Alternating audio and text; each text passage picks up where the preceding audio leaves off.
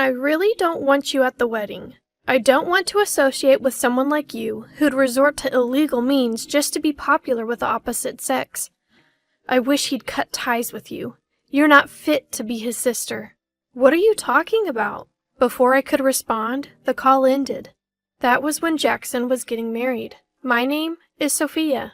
I have a father, a mother, and a younger brother named Jackson, 3 years my junior. Both Jackson and I chose colleges close to home to save money, so we lived with our parents.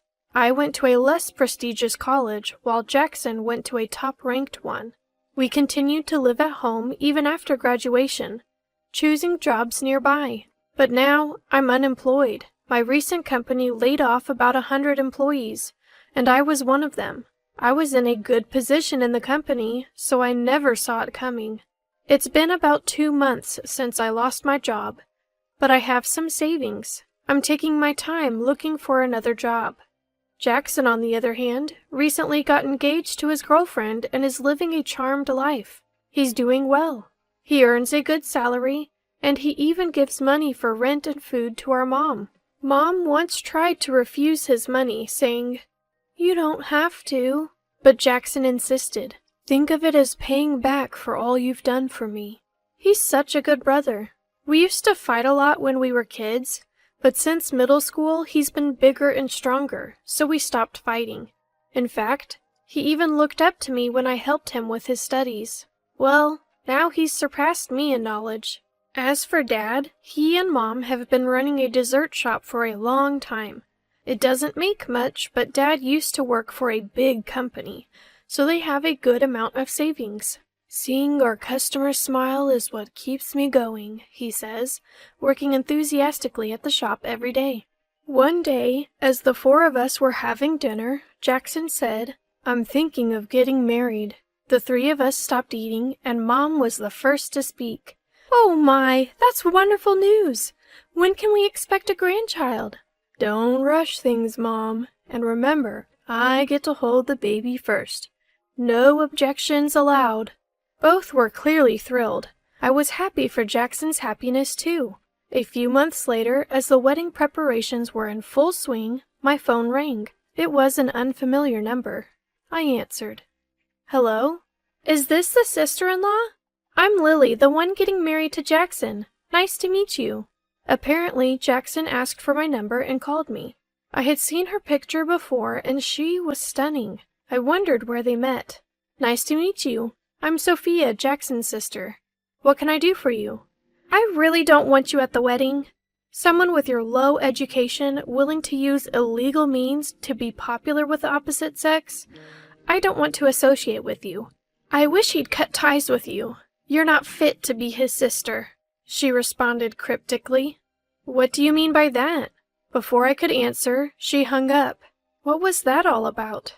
Did I do something wrong? I pondered for about an hour but couldn't think of anything. And why would I? I had never met her before. Yet she called out of the blue with such a strange request. Isn't it normal for all family members to attend a wedding? Or is this some new wedding trend I'm unaware of? I decided to wait for Jackson to return home and ask him about it. But Jackson didn't come home that day.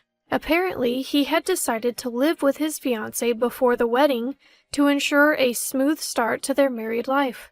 When I told Mom about what Lily had said, both she and Dad were furious. "What is she thinking? A wedding without family? That's ridiculous." "Absolutely." I wasn't angry at the time. I wondered if I had unknowingly done something, or if Lily had been fed false information about me. But my parents' anger didn't subside, and they decided that none of our relatives would attend the wedding. So it seems that no one will go to Jackson's side. According to Jackson, Lily's family members all graduated from top-ranked universities and held prestigious jobs. She felt embarrassed that her fiancé's sister, me, didn't have a stable job and attended a lower-ranked college. Dad was livid. Discriminating based on education? Ridiculous! Jackson apologized to me later, but we never discussed that topic again. When I told Jackson everything Lily had said, he was shocked. "What? What does she mean by illegal means? Sis, you didn't do anything like that, right? It seemed Jackson was hearing this for the first time. When I denied it, Jackson said he'd talked to Lily. A few days later, Jackson called. It seems that the truth has been revealed. Apparently, Lily had been suspicious because of the drastic difference between my high school and college photos. That should be it. I was quite chubby in high school. However, after entering university, I realized that I would no longer be popular. So I went on a strict diet and dropped my weight from 220 pounds to 150 pounds. But Lily couldn't believe it. She struggles to lose just 2 pounds, so she believes I must have used illegal means to drop 70 pounds? Given my lower education, she thinks it's plausible. Jackson tried to convince her. She just worked hard on her diet. But Lily wouldn't listen. Even worse, both Lily's father and mother believed her and insisted I shouldn't attend the wedding. I was so taken aback by this that I was at a loss for words. I decided, with my parents' agreement, not to attend the wedding. A few days later, Lily called again. "Sister-in-law, you're the worst! Because of what you told me, we were humiliated." "What? I didn't do anything. I just chose not to attend. I just didn't attend the wedding." The next day, Jackson called to apologize for Lily's behavior. "You let Lily walk all over you," I warned. Jackson replied, "I'm sorry, but I can't stand up to her." Apparently, one of Lily's relatives is a major client of Jackson's company. His career and future promotions hinge on staying in this person's good graces. If he upsets them, the business deal could be canceled, and Jackson could lose his job. I was more concerned about Jackson's situation and told him not to worry about it. A week later, Lily called again. I really didn't want to talk to her. "Sister-in-law, you're unemployed, but you have a lot of savings, right? If I get pregnant, we want to live on the second floor. Could you move out? It'd be better for our baby." I don't want to say this, but being around someone who'd resort to such means to gain popularity is bad for the child's upbringing. Indeed, my parents live on the first floor and I have a room on the second. She wanted to use my room for their unborn child. Without hesitation, I declined. "That's not possible. Goodbye." And I hung up. Although I haven't found a new job yet, I've been making money through Forex trading using my savings, and I contribute more to the household expenses than Jackson does. I was content living with my parents, and I had no plans to marry anytime soon. But I was worried that refusing Lily might affect Jackson's career. The next day, Dad was furious. "Why did you refuse to live with them? It's just living together. I always dreamed of living with my grandchild. Are you trying to take that dream away from me?" Dad's face is red and angry. I explained everything Lily had said. Dad calmed down. "So, they want to kick you out and take over the second floor because you're bad for the baby's upbringing? Unbelievable! But if things continued this way, Jackson would always be under Lily's thumb. That's why Lily always calls me directly, not my mom. I told Mom, I'll move out. It should solve everything. Besides, they won't live here forever. Jackson always talked about living in a beautiful, spacious house. Dad was silent for a while, but then said, "All right," and hung up. A few days later, I moved out to live on my own. Soon after, Jackson and Lily moved into my parents' house. Lily began preparing 2 rooms, one for their baby and another as their bedroom. Half a year passed. Mom called me. Since they moved in, they haven't paid any living expenses or rent. But I can't believe Jackson would do that. I think Lily might be stopping him. Why do you think that? Well, Lily doesn't cook at all, uses the bathroom whenever she wants, and keeps the heater on all winter. The electric bill is sky high. She keeps saying she's about to give birth, but her belly isn't getting any bigger. Apparently, Mom was doing all the housework, including cooking. The next day, I called Jackson. "Jackson, how's living with Mom?" "It's fine. Lily seems to be getting along with Mom. I'm hardly home, but the laundry's always done and the room's clean. Make sure you thank Mom, okay?" "Thank her?" "She's doing everything. Laundry, cooking, cleaning. And I heard you're not even paying living expenses or rent. You should at least cover that. What? Lily told me she's doing everything. I give the rent to Lily every week. Are you saying she's not doing anything? It seemed Jackson was clueless.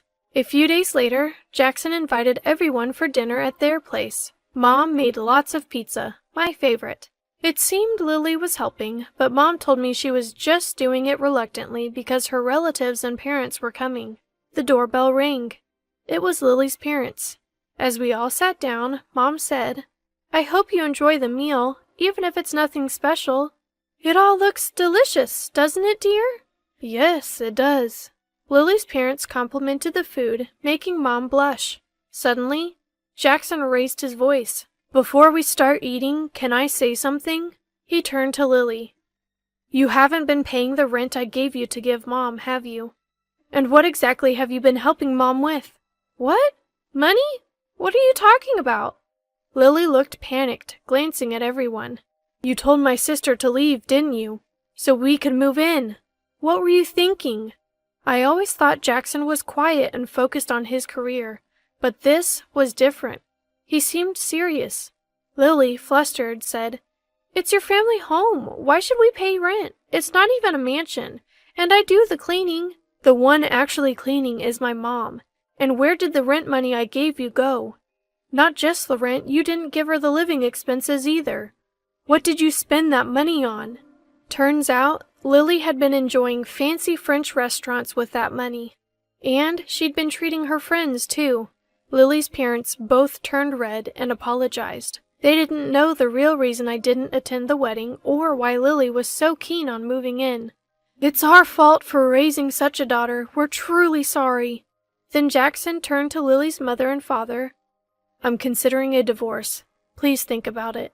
Lily burst into tears. Lily's mother pleaded, "Please don't do that, I beg you," and deeply apologized to Jackson.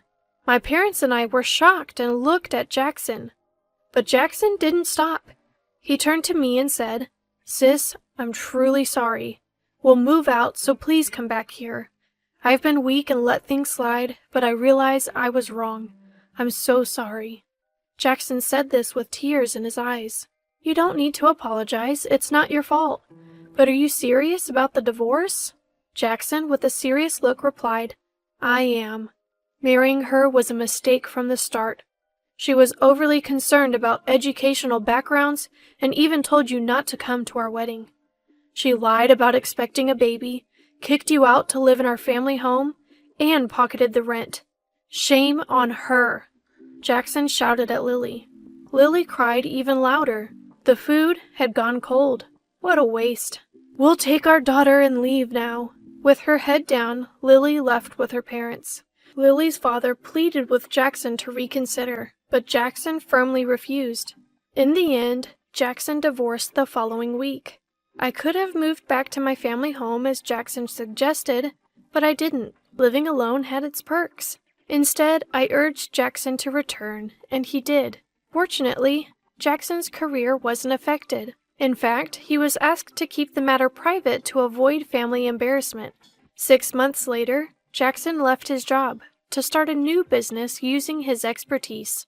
"I'll turn our family's dessert shop into a top-tier company."